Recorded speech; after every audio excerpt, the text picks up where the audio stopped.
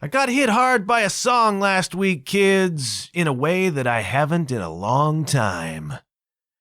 And it was cool, and it was powerful, and I'll tell you all about it on the other side.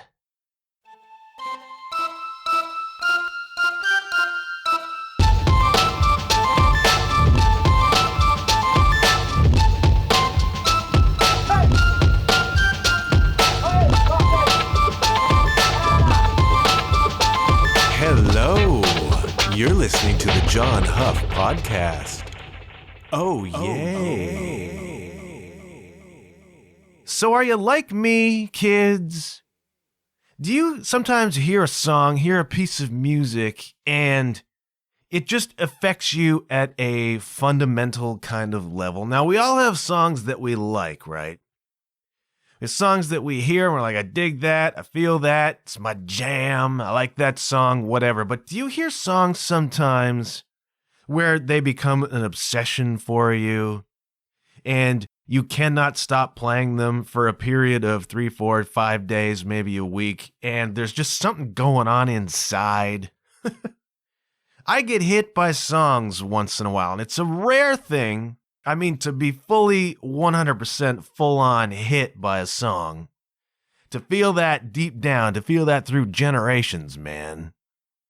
It happens once in a while, and it happened to me last week, okay?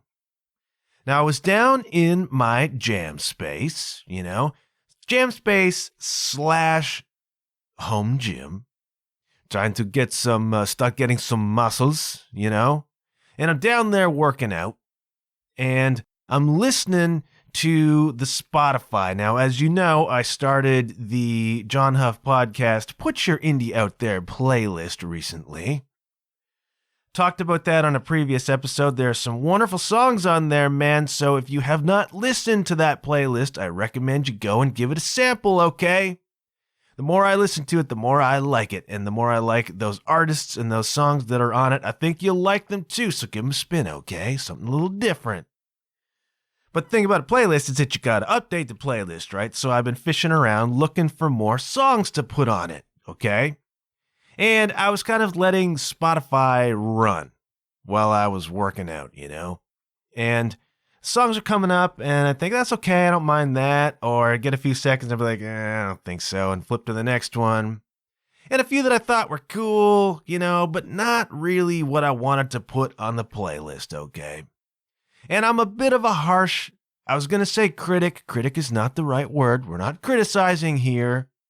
But I'm really selective about what goes on that playlist for whatever reason. I want to put songs on it that I really, really like, okay? Anybody can just put songs on a list. I could be pulling new songs every day, not even listening to them, man. But I want to give you the authentic article, all right? I want to give you the authentic playlist experience. So I wasn't really hearing anything, and then I was just letting the music run, and I was focusing in on the workout, man, the mind-muscle connection, getting the pump, right? And I was doing something, and I had more or less checked out of Spotify, was focused elsewhere. I'm not a great multi-focuser, all right? Usually need to keep it to the task at hand, and it causes problems when I don't. But as I was doing whatever I was doing, something began to twig outside me, in the ether, around outside my ears. And I began to plug into whatever song Spotify had just recommended and started playing, okay? And it was just like an indie rock song, female voice, ethereal, very subtle, singing this verse, but I'm like, something's happening out there.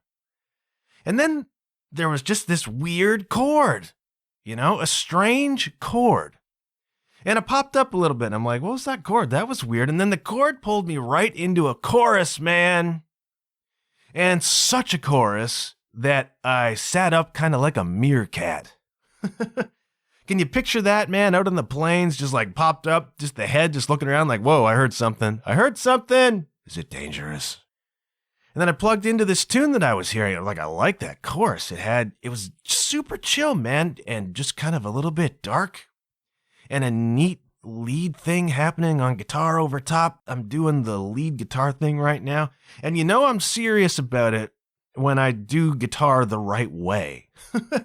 I'm left-handed, man, so when I air guitar left like Jimi Hendrix, strung upside down for a left-handed genius. But I'm actually guitaring right-handed. That's how much this little lead thing got to me. And it's just ambience. It's just a little bit of over-the-top, kind of sounds. And then there's a second verse, and then there's a second chorus, and by the time we get to the end of that second chorus, I'm ready to be all in, okay? But I'm an experienced music listener. And if you're an experienced music listener, you've probably come across tunes where you got through the first two verses, the first two choruses, maybe liked that opening riff, but you know there's a change coming, okay? And it all hinges on that change, all right? A song can let you down after that second chorus. Now you're thinking it's going to be a guitar solo or it's a bridge or something like that. And sometimes it'll just veer into territory that loses all the momentum, man, spends all that currency that came from the first two verses and choruses. And I get a little bit scared, but then something happens, man. After that second chorus, a guitar comes in, and the tune just lifts, man. Just picks me up with it. I'm like, oh boy. So there's like an instrumental interlude, sort of a guitar solo, bit of a guitar-many thing. This is just a chill indie rock song, man. Do not get the wrong impression. And I'm going to tell you what it is. And I'm just following along. This thing is swelling. The song is getting bigger. And then it comes into like a stop, and a hit back in to a double chorus. And it just gets bigger and bigger and bigger. A double chorus, and by the end of that double chorus, I can feel it stirring inside. Now, I've been around long enough to recognize that stir inside.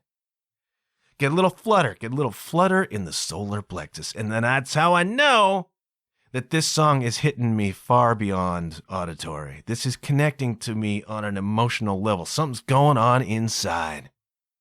And that double chorus out of this tune really hooked me, man. And that tune is by an artist from the States called Liza Ann, and the song is called Desire. I did not know Liza Ann. I did not know Desire, but Spotify recommended this to me, and by the end of that double chorus out, she's singing, I think I'm starting to feel it, and I'm like, I'm feeling it. Who are you? I just kind of down on my hands and knees to look at Spotify. Liza Ann, I'm feeling it, man. This is probably not music written for 47-year-old men. But I'm a person, man. I got emotions. I got cockles. They need to be warmed, and this tune was doing it. And it's exceedingly rare for me to fall so hard for a tune like that. And then I had to listen to it again. I'm like, did I just hear that? Was that really? Like, what? What? And then I had to listen to it again and again and again. It mucked up my whole workout, man. I just put this on repeat. And I had it on repeat for freaking days, man. And that does not happen often. You can get a song that you like, and then when it comes up again, you're like, oh yeah, I dig that tune. Let's hear it. No, this is a song that I kept needing to hear. And the reason I kept needing to hear it is because I kept needing to feel it. And do you feel songs like that, man? I don't know if everybody does. I'm a feeler of things, okay? So when something moves me, it really moves me. And I have this visceral emotional reaction to it. And I had it to this song. And it's the choruses, man. There's just something in the way chords and melodies combine sometimes on a song. And there's that little lead guitar thing happening over top. It's got this atmosphere and it's got this vibe, and it's a bit dark, and her singing is understated. And the whole thing just works, man. Not a metal song. Doesn't have to be metal to be intense, man. And this song just connected to me on an emotional level. And I'll tell you something, kids. It made me feel good. It made me feel good to just have that emotional release, okay? And don't most of us need some kind of an emotional release these days? I went to the grocery store last week on a Thursday. Thursday's a dangerous day to go to the grocery store, man. Now, here's a hot tip for all you out there, all you young people just beginning your life as adults, haven't really had to do the shopping. Grocery store Monday, Tuesday is much less busy than grocery store Thursday, Friday, etc., okay? But I needed supplies, so I had to go on a Thursday. And you get into the store, and it's busy, man. Now, I've had problems, grocery stores have been a touch point for me since the day COVID really became a thing, all right? Where I felt it most was at the grocery store because it was the first place that I had to line up. It's the first place that it seemed kind of military what was going on, you know what I mean? Where the fear was most palpable to me was at the grocery store. So for me, it's a bit of a dicey prospect anyhow. I'm getting better at it, not a big deal. I've been going Monday, Tuesday when it's not so busy, all right? But I had to go on a Thursday, and so there's a lot of people around. There's a lot of masks, and I am a feeler, okay? So I can feel the intensity in the store. And it's not like there's anything going on. There was no controversy. There was nobody arguing. There was nothing, there was no armed guards or anything like that. It was just the grocery store, and the grocery store was busy, okay? But I feel that. I feel everybody's emotions around me. And at a certain point, I'm getting towards the end of my shopping, and I'm heading past the yogurt aisle, and this thought just came up from within me into my consciousness. And the thought said, I don't want this world anymore. Boom. I don't want this anymore. And I've been seeing it still increasingly on Facebook. People literally saying they don't want to be alive anymore. Like I'm seeing this being posted, man. This is happening, right? The tension and the depression and the anxiety are all there. People are feeling it hard. I was feeling it hard, and I stopped by the yogurt just about to the wiener section. And the voice rose up in me and said, I don't want this world anymore. I don't want this COVID world anymore. I want life back. Now you can slide down a slope from there, okay? That is a precipice. That is a teetering on the edge thing. You ever seen those videos of, bus drivers in mountainous terrain? And there's a road that goes around the mountain that's only about 6 feet wide. The bus has an inch to spare on either side, and they're whipping around those corners. That's where you're at when you have a thought like, I don't want this world anymore. And you can teeter off the edge real quick. Fortunately, I'm now an experienced driver of my own psyche, so I can recognize this and I can talk myself down. It's like, yeah, it's perfectly rational to have a thought like that these days. These days suck.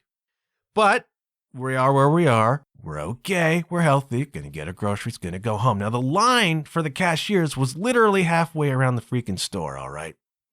Stood in line for half an hour because, they have to funnel everybody into one line and then disperse you one by one to the cashiers. Ain't the free-for-all it used to be. Used to be like Vegas, It's like you get up and then you would pick the line. Which one's gonna be fastest? It was like a game show, It's not a game show anymore, okay? It's more of a orderly march. They try to keep things as under control as they can. So I talked myself down from I don't want this world anymore, but that does not change the fact that that thought exists.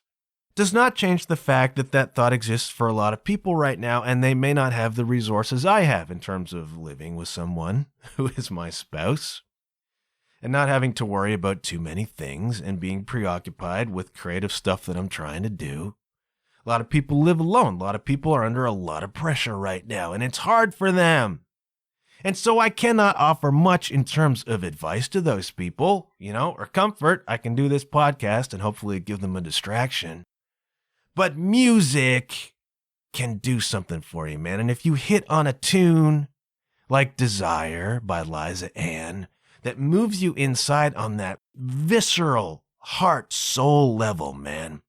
Something about chords and melodies and production on a tune, right moment, right time. And it just fills you up, man. That tune lifted me up, and I probably listened to it 50 freaking times in a row. I'm still listening to it, and I'm still getting residuals. That first line intensity goes away. Nothing maintains that kind of emotional intensity forever, The high wears off just a little bit, but I still feel the residuals. I put it on, and I'm like, yeah. And I'd be down in the basement, and I'd be like playing along to it on the drums, or even not playing along, just listening to it. And I got stink face going, and I feel myself pushing, you know? I feel there's these pushes on the end, that double chorus out, and I'm just like, for all I got, I'm swinging. It's not a metal song, kids. It's just an indie rock song, and a chill one at that. But it works for me, and music can work for you too, man. And I think about Liza Ann. I'm hoping Liza Ann will contact me when she hears about this, if she does. Because I want to know what it was like to write that song. Now, I'm not much of a songwriter, kids, all right? I've dabbled a little bit, not a great songwriter. But a couple of times, I've hit on a chord progression that works, that you just feel, man. It is beyond auditory. It is inside. And there's nothing quite like that feeling of catching a hook, man. Catching a hook and a melody and a chord progression at the right time. And it feels so good. And I can picture Liza Ann writing this tune and catching that chorus and just filling up inside. And then all you want to do is play that over and over and over and over and over. And then you get lyrics on it, and it really comes together, and you're like, oh, I got something here, man. I captured something here, and I can see her eyes closed. Playing just that chorus hook over and over and over. The first time she really figured it out, you know, the first time she felt it. And that is an exciting feeling, man. And I absorbed that too, and it lifted me up. So if you're one of those people who's walking by the yogurt aisle and you're thinking, I don't want this world anymore, plug into music, man. Music is an emotional release. And what we need is a release. And it does not have to be happy music. Any emotional music, angry music, sad music, whatever expresses those emotions for you, man. Whatever squeezes them out of you. That can change everything. Even for a little while, even if it just gives you a reprieve, you know, just a reprieve from the intensity and the anxiety of the world we live in. Now, at least where I live, some of the restrictions are about to be stripped away again, and you scratch your head because ain't nobody been vaccinated, but we're going to do this again. And I don't know what the best thing is, but we're going to have some restrictions lifted. So if you can see people, go have a socially distanced coffee with people. It makes a huge difference, man. To be back into real life, to be back into reality. I've been living in kind of a bubble for the last almost year. And bubbles become normalized, and you kind of sit there and you forget about how good it feels to interact with other human beings that you like. I went out to Denny Boy's place last week. I was recording backup vocals on a song, and I'll tell you about that sometime down the line. Denny was doing the recording for me at his studio, and I got to just hang with Denny Boy, man. Have a little glass of wine, do some music like we used to do, like normal life used to be. And just to chat with him and be in his aura, man, just to be in his presence is an uplift. So I got that song by Liza Ann I'm listening to. I got Denny Boy that I'm chatting with. Have a coffee with somebody. Remember how good it feels to exchange an energy, man. To exchange a positive energy. To connect with another human being in person. Not via Zoom. Not by a Facebook Live or whatever. Like face to face with another person, man. Do that. It will warm your cockles. It will lift your spirits, okay? And go listen to Desire by Liza Ann, which you will find now, of course, on the John Huff Podcast Indie Out There playlist on Spotify. There are some wonderful songs on that playlist, kids. The latest is Desire. Go listen to it. Let it fill your cockles, man. And tell me what songs get you. What songs have you heard at times in your life where they just became an obsession and you had to listen to them over and over and over and over? The one before this was Pain by the War on Drugs, and that opened up a whole world to me. And there have been others along the way. I want to know which ones really light you up, man. Which ones get you? And you have to play it over and over. And there were no other songs. I swear I played it 50 times in a row, and I felt it every freaking time. And that release can work wonders, kids. And that is one of the great things that music can bring to your life, or any sort of art that moves you, man. If you're struggling, find what moves you. Let it move you. Let it squeeze those emotions out of you, man, because the release can change everything.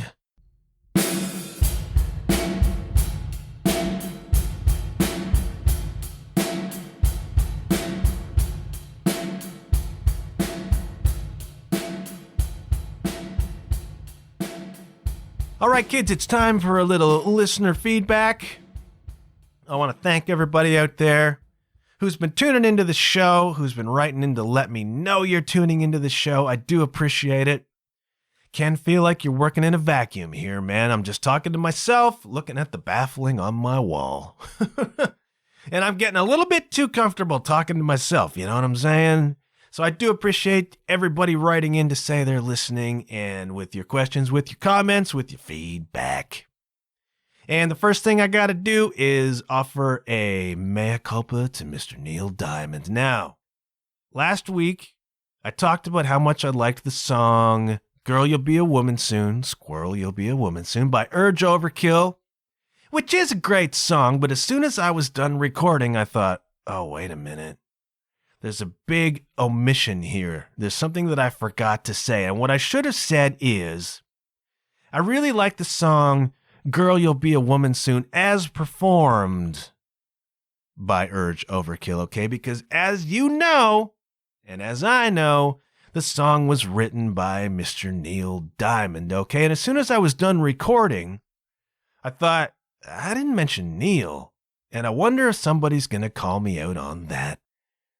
And, of course, I have such an erudite and experienced audience, music listeners all, and, of course, somebody did call me out, and who else but the great Johnny Thunder himself wrote me quite a long diatribe demanding that I make that right, man. Now, Johnny Thunder, if you've been following the Music Trivia League that Ken the Zen and I started this year, you'll know Johnny Thunder as the darling of the Music Trivia League. So who better to call me out on a sin of omission than the great Johnny Thunder himself? Yes, that tune, Girl, You'll Be a Woman Soon, was written by Neil Diamond, not by Urge Overkill, and I'm sorry that I forgot to mention that. Thank you, Johnny Thunder, for just demanding that I make some restitution there to the man, you know? 'Cause Neil needs the royalties, you know what I'm saying? Thank you for that. I also had a little feedback from our old pal Jay, who took me to task on the hair metal versus glam metal thing. Longtime listener of the show, and I do appreciate that. And he wrote in to say that he thinks the best Whoa Whoa song is Livin' on a Prayer by Bon Jovi. And that's a good one. Now, if you'll recall, last week I talked about how you young songwriters got to get some whoa-whoas into your tune. Now, I first thought about this when I went to see U2 several years ago at the Sky Dome, Rogers Center, but we all know it's really the Sky Dome, as long as it's still standing, because apparently there's a plan to knock it down. Went to see the U2 and was struck by how many of the songs that they played had some sort of whoa-whoa section, some sort of audience participation whoa-whoa section. And I thought, audiences like that, man. People like to sing those whoa-whoas, and you don't have to remember any lyrics, you know, just the melody. And it's a smart thing to get whoa-whoas into your tunes, man. U2 did that masterfully, and when the crowd can plug into something like that, it makes a huge difference. You got 40,000 people suddenly singing at the top of their lungs this hook that you wrote into your song that's all just whoa, whoa, whoa. And it works, man. Warms people's cockles. And yeah, Living on a Prayer has a little bit of that going on. And I was thinking Wanted Dead or Alive probably does too. It's not a whoa, whoa part. It's the Richie Sambora backup vocal. Wanted! You know, that part? I can picture 20,000 people in an arena singing that Wanted, that part that Richie Sambora sings. I bet you that happens. And that must be pretty powerful. Bon Jovi, you know, they twig to that too. The example that I was reminded of most recently was actually Coldplay, right? Now, I watched the Head Full of Dreams Coldplay documentary, which you can find on, I don't know if it's Netflix or Amazon, one or the other, and this is a really compelling documentary about the rise of Coldplay from the very most humble beginnings. You know, Chris Martin playing acoustic guitar in a dormitory at some college in England, all the way up to Coldplay, maybe the biggest band in the world. And they had a dude who was just there with a video camera the whole time. So they've got all this footage of Coldplay kicking around dorm rooms and playing in the beer halls like I play, and trying to put this band together. And they've got all this behind the scenes footage right from the very beginning. And then Yellow happens, and Yellow was one of those songs that got me back in the day when it was like, whatever it was, the year 2000, something like that. Yellow came out, and it's still to me kind of mystifying that song was the hit that it was. Right song at the right time, and that's gotta happen sometimes, man. Right song at the right time. And there was nothing really extra special or hooky. Maybe there was. I don't know. Something about that song worked in that moment in time. And I was one of the ones who fell for it hard, man. I would have Yellow on repeat, just feeling that. And so it goes through overnight. Coldplay is an utterly different thing. And suddenly you need like security. Chris Martin can't walk down the street anymore. The rest of the guys could, Johnny Buckland. The rest of the guys could, but Chris Martin couldn't. And here's the mark of success, kids. If you have on your personal life resume a divorce from Gwyneth Paltrow, you done had some success, okay? And the Head Full of Dreams thing follows them all the way through this process. And it's really, really cool. You don't have to be a Coldplay fan. I am, but I was. You don't have to be a Coldplay fan. If you're just interested in compelling human stories or music stories, watching what happens to a band of just dudes who suddenly become a Coldplay. It's really interesting to watch, and they've got great footage all the way back. But it was the When I Ruled the World song, okay? And that's where Coldplay lost me, okay? The first 3 Coldplay records, really, really liked them. They were an indie rock band in those days. And I like the indie rock bands, man, but they went, more and more pop. And I ain't going to judge them for that. That's what they were feeling. That's what they did. But it was that song, When I Ruled the World, the whole strings song that was just everywhere and still kind of is. But there's a huge, huge whoa section in that. And they show in the Head Full of Dreams documentary, they show Coldplay playing that song to a massive crowd. They went overnight from beer halls to Glastonbury. You know what I'm saying? This is a huge blow up. But we're 20 years later down the line, and they're on the last big tour that they did. And so they're playing stadiums. There's got to be 30, 40,000 people. And they play When I Ruled the World, and everybody loses their freaking mind. And then it's, whoa, that whoa section comes at the end. And you can't hear the band, man. It's like the Beatles. You can't hear the band. All these throats, top of their lungs, singing the whoa part. So get some whoa-whoas into your tunes, kid. Get a catchy, hooky whoa. And that will serve your song enormously. Because people remember that and people like to sing along, you know what I'm saying? And watch the Head Full of Dreams thing, because that's a really, really interesting documentary, okay? Even if, like me, you kind of fell off of Coldplay after X and Y. So thanks, Jay, for that suggestion of the Bon Jovi. Need to also give a shout out to Ken the Zen, who had something to say about my assertion that Dave Grohl is the last rock star. Now, Ken the Zen thinks, in fact, that mantle may have passed to Mr. Jack White. I don't have a good opinion on that, okay? Used to play Seven Nation Army in Hearts. Crowd used to like that. We mashed it up with Sweet Dreams by the Eurythmics. And that worked really, really well, actually. People used to love it. We would drop out of the song after, the 18th verse or whatever it is of Seven Nation Army.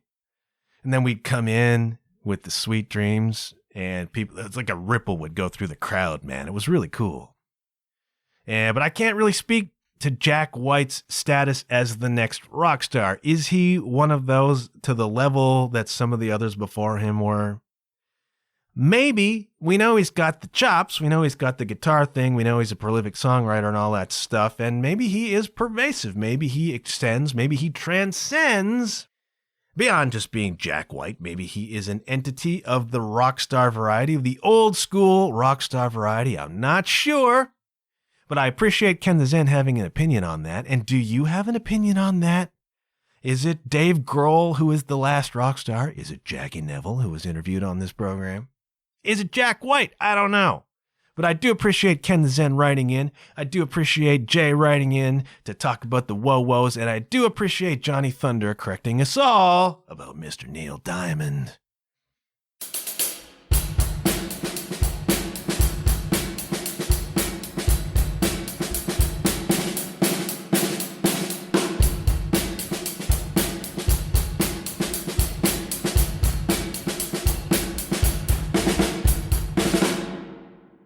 Now, we want to keep it light. One of the things, apart from listening to good music, that you can do to sort of lift the mood a little bit is just have some fun, man. And I want to play the grocery store Muzak game. Now, you'll recall when I talked about the Paul McCartney record several episodes back, I mentioned that my favorite grocery store Muzak tune when I was a produce guy was Let 'Em In by Wings, okay? Used to get happy when that tune came on. Used to peel that lettuce, man. And being a produce guy is a noble profession. Produce guys are far more essential than drummers these days. I don't think drummers have been an essential service since the Battle of Antietam, okay? But noble profession being a produce guy, and I used to love it when Let 'Em In would come on the Muzak. Put a little bounce in my step, man. Put out those bananas. But what was the second favorite song? Okay, it was not just Let 'Em In, all right? There were more tunes that put a little bounce in my step.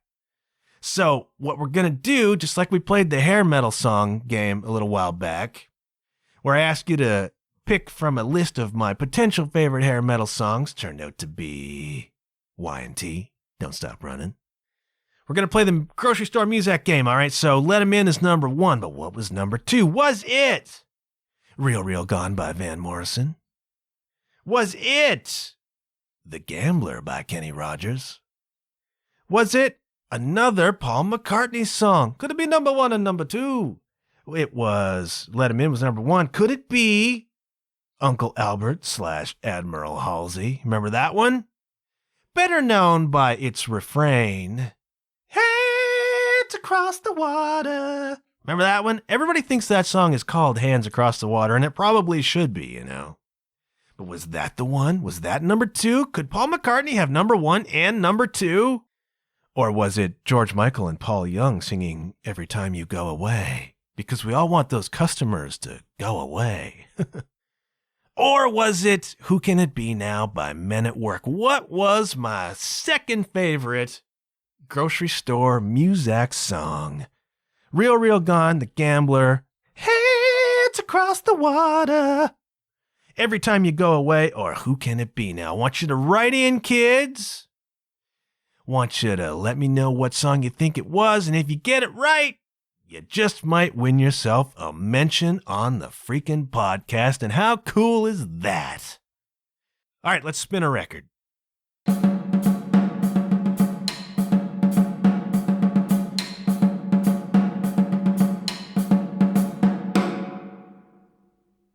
So what are we going to spin today, kids? We're going to spin another record that I normally would not listen to, and it is Punisher by Phoebe Bridgers. Now, Phoebe came onto my radar. Phoebe came onto a lot of radars in the past week or so. She's been kind of a thing because she appeared on Saturday Night Live for the first time, and I tuned in to watch Dan Levy.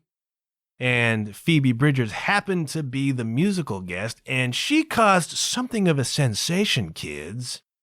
Something of a controversy when at the end of her second performance, she smashed her guitar into a stage monitor. And people lost their freaking minds, man. I didn't see this.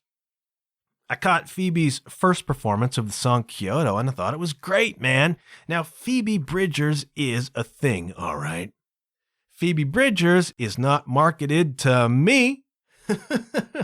You know, Phoebe ain't writing music for 47-year-old men. I have not been the target market for a release of popular music since the Bush administration, okay? And I mean the first Bush administration, all right? We're talking George H.W. here. That's the last time anybody wrote a piece of popular music that was directed at me, all right? And I was going to do a whole Dana Carvey thing there because Dana Carvey made his living impersonating George H.W. Bush. Dana Carvey, very funny man. I was going to do that, but I decided not to do that because I don't want to be just a cover band, man. Want to play Wembley. Want to get out of the beer halls. So I ain't going to cover Dana Carvey here today. But it's been a long freaking time since anybody released something that was considered a popular mainstream record aimed at this guy, okay? Unless you count AC/DC. But in any case, that's why I didn't know Phoebe Bridgers. So I'm watching Saturday Night Live. Phoebe comes on and holy cow! There's a girl playing an electric guitar. And she has a band with like instruments and everything, man. There's a drummer back there and he's killing it. And there's a bass player and there's a horn section and they're wearing skeleton suits. Reminded me just a little bit of rock and roll, kids. And I wonder now if people got upset about the guitar thing because they haven't really seen a guitar before. Maybe they're just used to backup dancers and somebody with a microphone, you know? The music pumped in. They're not used to seeing people destroy instruments, not realizing that that's been going on since there have been guitars to destroy, okay? I didn't stay up to watch Phoebe's second performance, so I didn't find out until the day after that she caused a sensation when, at the end of the song, I Know the End, she took her guitar and started wailing on that monitor, man, and there were sparks flying. It was pretty cool. I watched the video of it. Now, I will admit that her attempts to smash the guitar were not super successful nor athletic, all right? Nita Strauss, who plays guitar for Alice Cooper, will break that guitar into a million pieces, okay? Nita's a beast.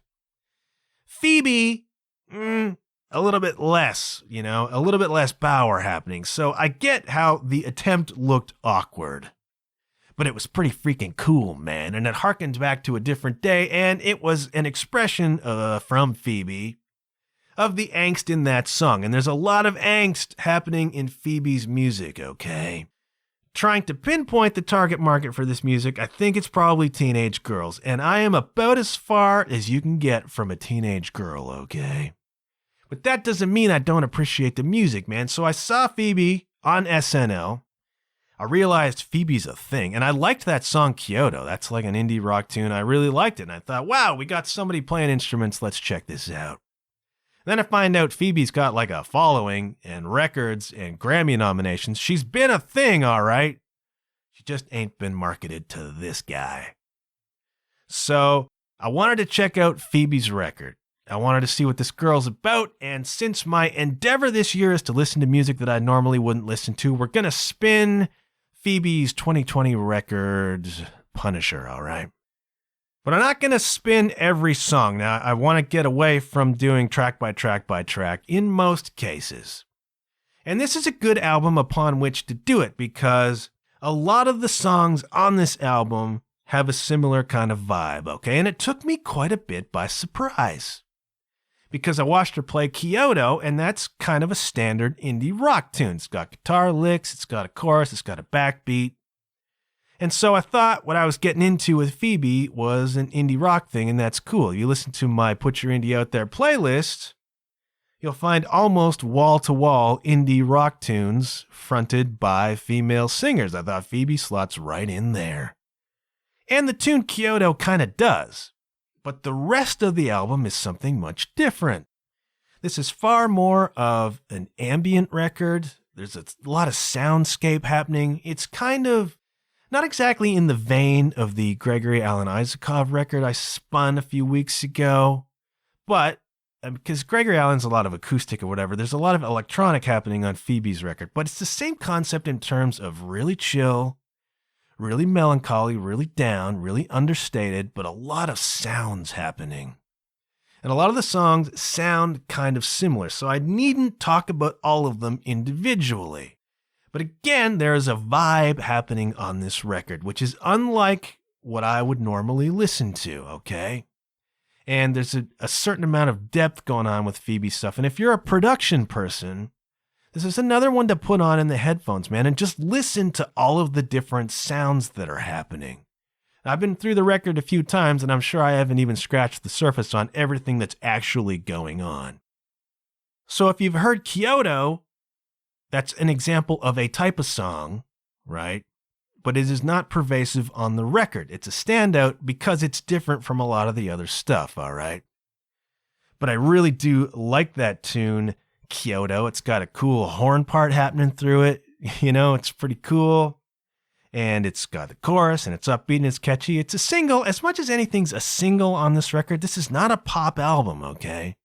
This is definitely an alt-folk, electro-folk, indie rock album. There is not what you would call a big pop single on here that I can pick out anyways. Probably on alt radio, right? If you listen to alt radio, probably you've heard some Phoebe played, all right? Because that's kind of where it fits. Doesn't fit super mainstream, and maybe that's what I like about it, So I like this tune, Kyoto, because it's different from a lot of the other tunes. And you get like a run of songs that have the same kind of really chill, electronic, a little bit creepy, kind of dark, soundscapey vibe. Phoebe has a really understated vocal style, right? She kind of floats on top of it, doesn't wind herself out too much. And the thing about Phoebe that I think a lot of people like is that she writes these really compelling stream of consciousness lyrics, okay? And I like them because they're just full of references. There's a lot of angst happening, all right? She's a young woman, writing from a young woman's perspective. I'm an older, middle-aged man. I got a different view of things, but I recognize and I appreciate a good dystopian outlook. And so what you get with Phoebe is a lot of lyrics about relationships, okay, and you get a lot of lyrics about kind of the suburban wasteland. And what self-respecting Generation Xer doesn't twig to the suburban wasteland, man? We grew up in it. We watched it happen. But Phoebe's lyrics just kind of rolled out in a stream of consciousness kind of way. And I like them because they're full of references, and I dig on references, man. Gonna read you some lyrics right now to give you the picture from the tune I Know the End. Driving out into the sun, let the ultraviolet cover me up. Went looking for a creation myth, ended up with a pair of cracked lips. Windows down, scream along to some America First rap country song, a slaughterhouse, an outlet mall, slot machines, fear of God. Windows down, heater on. Big bolts of lightning hanging low over the coast. Everyone's convinced it's a government drone or an alien spaceship. Either way, we're not alone. I'll find a new place to be from, a haunted house with a picket fence to float around and ghost my friends. No, I'm not afraid to disappear. The billboard said the end is near. I turned around, there was nothing there. Yeah, I guess the end is here. So there's this kind of hopelessness, and Phoebe's talking about some dark stuff. Some angsty stuff, but I appreciate the poetry of those lyrics, man. I don't know how she remembers them. I need something linear. I can't remember lyrics if they're not linear, and these are not. These are kind of poetry, man. They are maybe just a little bit teenage girl's journal poetry, but they are still poetry, and there is a lot of depth happening here. She is a talented writer, man. And there's a vibe happening on this record, and you see that kind of a slaughterhouse, an outlet mall, slot machines, fear of God, windows down. There's a vibe happening in the lyrics that is represented in the music. And I like the tune Kyoto. And my favorite song on the record is Chinese Satellite, okay? And it's just another dark, sad, melancholy song, man. But again, there's something about the way a chord progression works and the way a melody works over the top of it, And there are strings running through this. And then towards the end of the song, a backbeat comes in. And the snare sounds like a freaking shotgun, there's some wonderful production on this album. It sounds really, really good. And I don't know who comes up with the sounds. I don't know who comes up with all of the layers of stuff that's going on. Do they think of that in the studio? Does Phoebe hear that as she's writing the song? I've asked people that. I've interviewed people like Jen Grant and that kind of thing, or even Sarah McDougal, and there's a lot of sounds happening. And I wonder Do you hear those from the beginning? Do they get layered in? I don't know. But the snare drum comes in on that song, Chinese Satellite, and I think that's a beautiful song.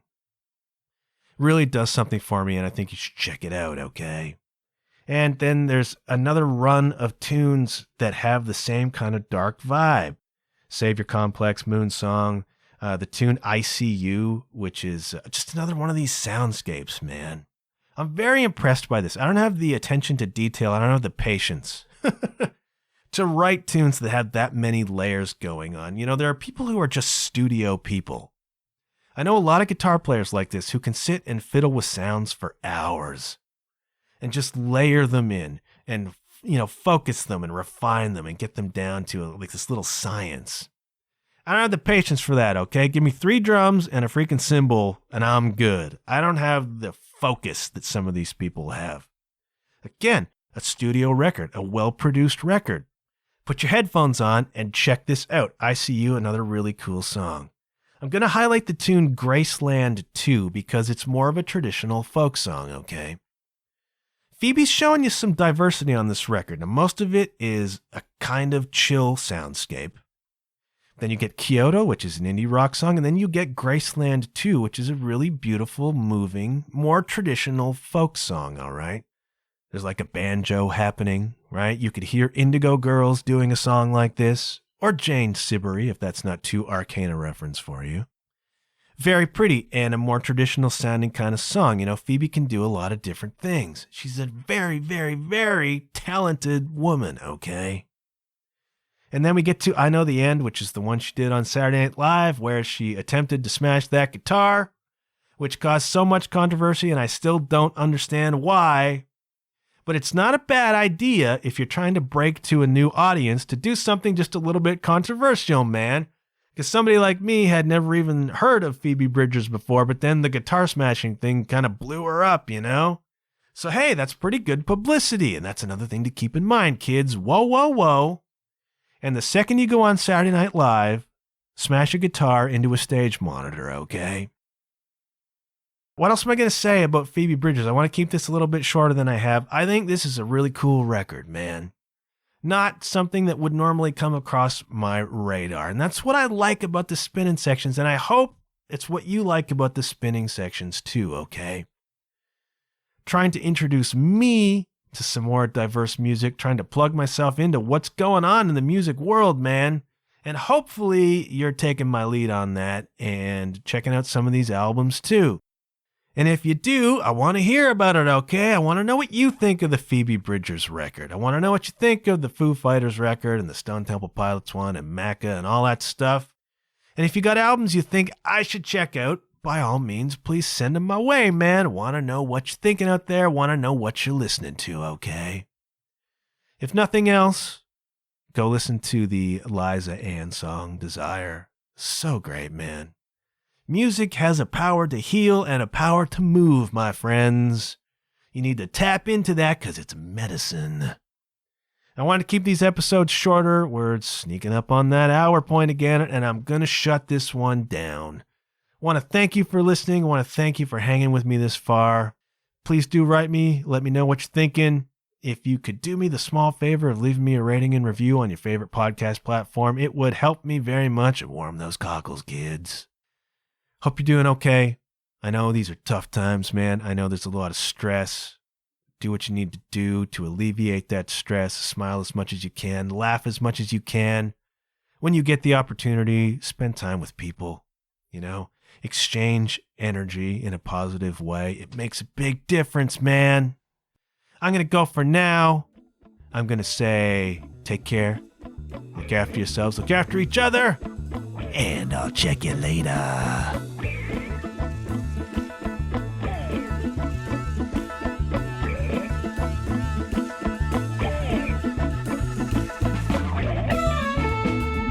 Thank you once again, gentle listener, for taking in today's show. If you want to know more about the program, go to www.john-huff.com. That's JOHN-HUFF.com and click on podcast. You can also find the show on Facebook at The John Huff Podcast. If you're an Instagram person, you can find me at JW_Huff. If you're a Twitter person, you can find me at @JWSHuff. No matter where you listen to the show, please do me a big favor and leave a rating and review. Preferably a positive one.